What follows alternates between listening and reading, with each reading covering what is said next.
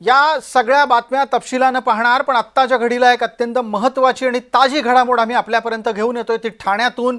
ठाण्यामध्ये नजीब मुल्ला आणि जितेंद्र आव्हाड एकत्र येणार का हा प्रश्न असतानाच नेत्यांच्या अहंकारानं ठाण्यात आघाडीचं घोडं अडलंय।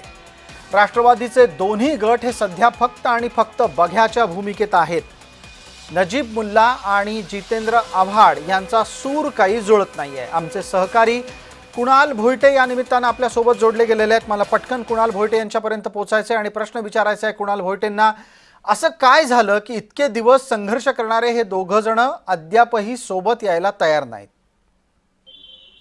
प्रसाद सर, एकंदरीत पाहायचं झालं तर दोन्ही राष्ट्रवादीमध्ये जेव्हा फूट पडली यानंतर नजीब मुल्ला आणि जितेंद्र आव्हाड यांच्यातला संघर्ष हा टोकाचा संघर्ष मानला जात होता, कारण दोन्ही बाजूनी तिखट प्रतिक्रिया ज्या आहेत त्या येत होत्या। टीका टिप्पणी दोन्ही नेत्यांनी एकमेकांवर केली। त्यानंतर विधानसभेच्या निवडणुकीमध्ये देखील थेट आव्हान जे आहे त्या आव्हाडांना मुंबरा कळवा विधानसभेतून नजीब मुल्ला यांनी दिलं।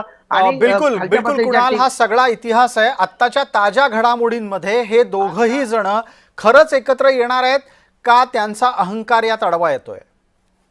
नक्कीच, ज्याप्रमाणे काल नजीब मुल्ला यांनी उत्तर दिलं की आम्हाला जितेंद्र आव्हाड हे काय आमचे शत्रू नाहीयेत किंवा त्यांच्या आम्हाला कार्यप्रणालीशी आम्हाला थोडंफार मतांतर आहे, त्यांनी ती कार्यप्रणाली बदलली तर आम्ही त्यांच्यासोबत जायला तयार आहे आणि त्यांच्या देखील जिल्हाध्यक्षांकडून याला सकारात्मकतेने घेण्यात आलेलं आहे। मात्र पहिला प्रस्ताव कोण देणार याकडे सगळ्यांचं लक्ष आहे। या सगळ्या घडामोडींमध्ये या दोन्ही नेत्यांच्या अहंकार आडवा येतोय की काय असा सवाल उपस्थित होतोय। बिलकुल कुणाल, धन्यवाद या सगळ्या विश्लेषणाच्यासाठी। आपल्याला वेळेची मर्यादा आहे। मी आता पटकन पुढच्या बातमीकडे वळतोय। तुर्तास आभार।